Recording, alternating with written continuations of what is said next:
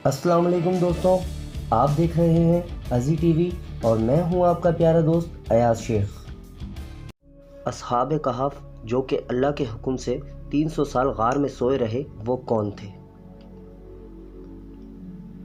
दोस्तों, असहाब कहफ इंसानी तारीख़ में बहुत ही मुख्तलिफ और आला शख्सियत के हामिल थे। वो ना तो पैगंबर थे, ना पैगंबर के असहाब थे और ना पैगंबर के ताबईन में से थे। कहा जाता है कि ये गालिबन तबा ताबईन में से थे, मगर वो अल्लाह के चुने हुए नेक बंदे थे और अल्लाह पाक ने इनके साथ वो मौजज़ा किया जो किसी के साथ न किया। सूरतुल बकरा में अल्लाह ने फरमाया कि हमने वक्त के पैगंबर को 100 साल के लिए सुला दिया। कुरान पाक में इनका नाम तो नहीं आता, मगर तौरात में इसी वाक़े की तफसील में हज़रत उज़ैर अलैहिस्सलाम का नाम मिलता है, जबकि असहाब कहफ को अल्लाह पाक ने 300 साल के लिए सुलाया।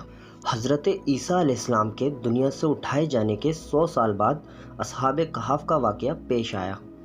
चुनाचे असहाब कहफ क्रिश्चियन कम्युनिटी में भी 7th स्लीपर के नाम से जाने जाते हैं।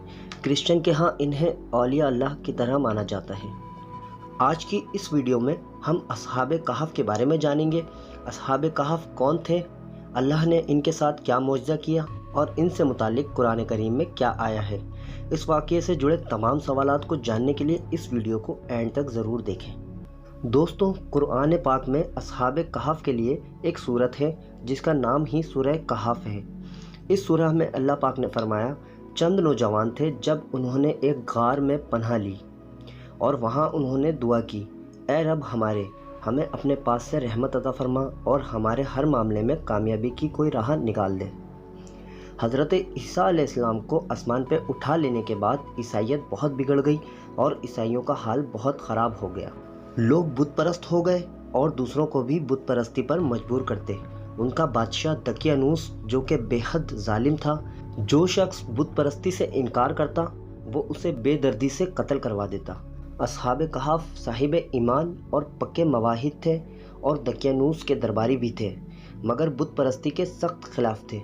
दकियानूस को जब इनकी खबर हुई तो उसने इन पर जुल्म व तशद्दुद शुरू कर दिया। दकियानूस के जुल्म से तंग आकर ये लोग अपने ईमान की हिफाजत के लिए उसके दरबार से भाग निकले और एक करीबी पहाड़ के एक गार में पनाह गुज़ीर हुए और अल्लाह ने इनको सुला दिया। ये लोग 300 साल तक सोए रहे। दकियानूस ने इन्हें तलाश करवाया और जब उसे मालूम हुआ कि ये लोग उस गार के अंदर हैं तो वो बेहद गज़बनाक हुआ और हुक्म दिया कि गार को एक संगीन दीवार उठाकर बंद कर दिया जाए ताकि ये लोग उसी हाल में अंदर मर जाएं और यही गार इनकी कब्र बन जाए। मगर दकियानूस ने जिसे ये काम सौंपा वो एक नरम दिल और साहिब ईमान शख्स था। उसने असहाब कहफ के नाम, उनकी तादाद और उनका सारा वाक़या एक तख्ती पर लिखकर एक तांबे के संदूक में रख कर दीवार की बुनियाद में रखवा दिया और उसी तरह की एक तख्ती शाही ख़जाने में महफूज करवा दी। कुछ ही दिनों बाद दकियानूस की मौत हो गई और सल्तनतें बदलती गईं, यहाँ तक कि एक नेक दिल और इंसाफ परस्त बादशाह आया जिसका नाम बैतरूस था, जिसने 68 साल तक शान और शौकत के साथ हुकूमत की। उसके दौर में मजहबी फ़िरकाबंदी शुरू हो गई और बास लोगों ने मरने के बाद दोबारा ज़िंदा किए जाने और क़यामत का इनकार करना शुरू कर दिया। कौम का ये हाल देखकर बादशाह बहुत अफसुर्दा हो गया और वो तन्हाई में एक मकान में बंद होकर अल्लाह के हुजूर निहायती गिरियाज़ारी करके दुआ मांगने लगा कि या परवरदिगार, कोई ऐसी निशानी ज़ाहिर फरमा दे कि लोगों को मरने के बाद दोबारा ज़िंदा करने और क़यामत का यकीन हो जाए। बादशाह की ये दुआ कबूल हो गई और अचानक एक चरवाहे ने अपनी बकरियों को ठहराने के लिए उसी गार को मुंतखब किया और दीवार को गिरा दिया।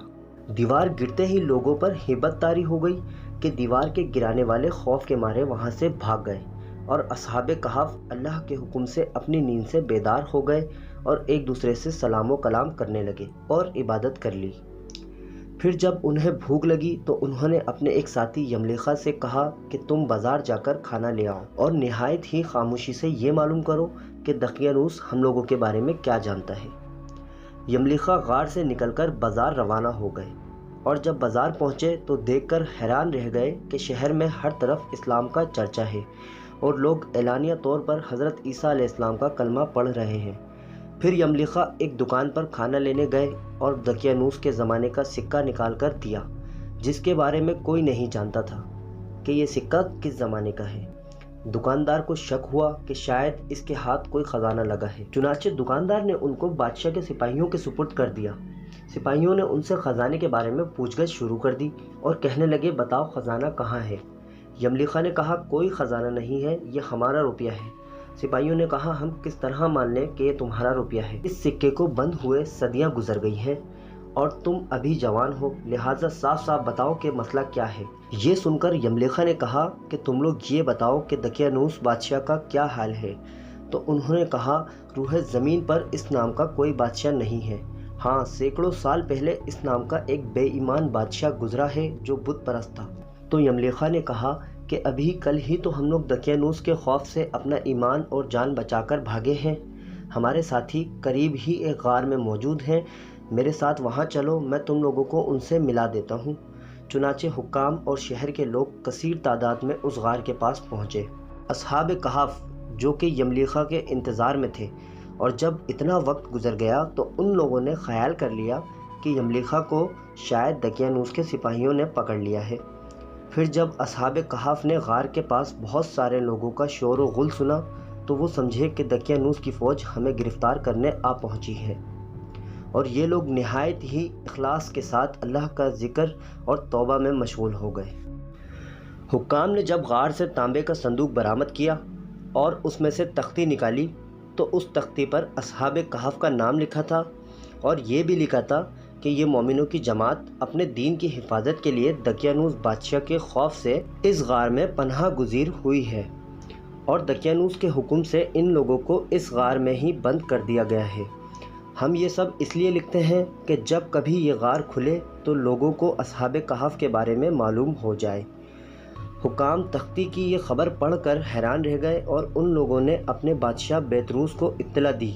فوراً ہی بیتروس بادشاہ غار کے پاس آ پہنچا اور اصحاب کہف نے غار سے نکل کر بادشاہ سے ملاقات کی۔ بیتروس بادشاہ سجدے میں گر کر اللہ تعالیٰ کا شکر ادا کرنے لگا کہ میری دعا قبول ہو گئی، اور اللہ تعالیٰ نے ایسی نشانی ظاہر کر دی جس سے موت کے بعد دوبارہ زندہ کیے جانے کا ہر شخص کو یقین ہو گیا۔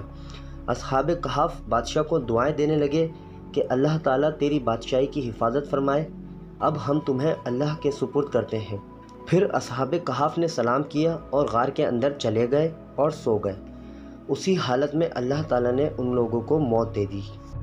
تو دوستو، اللہ سے دعا ہے کہ اللہ پاک ہمیں صاحب ایمان اور مواحد رکھے، آمین ثم آمین۔ آپ لوگوں سے درخواست ہے اگر آپ لوگوں کو یہ ویڈیو پسند آئی ہو تو اسے لائک کیجئے اور اپنے پیاروں سے شیئر کیجئے، اور ہمارے چینل ازی ٹی وی کو ضرور سبسکرائب کریں تاکہ آپ کو ہماری آنے والی مزید انفارمیٹیو ویڈیو ملتی رہیں۔ میں ملتا ہوں اب آپ سے اپنی اگلی ویڈیو میں، تب تک کے لیے اپنا بہت سا خیال رکھیں۔ اللہ حافظ۔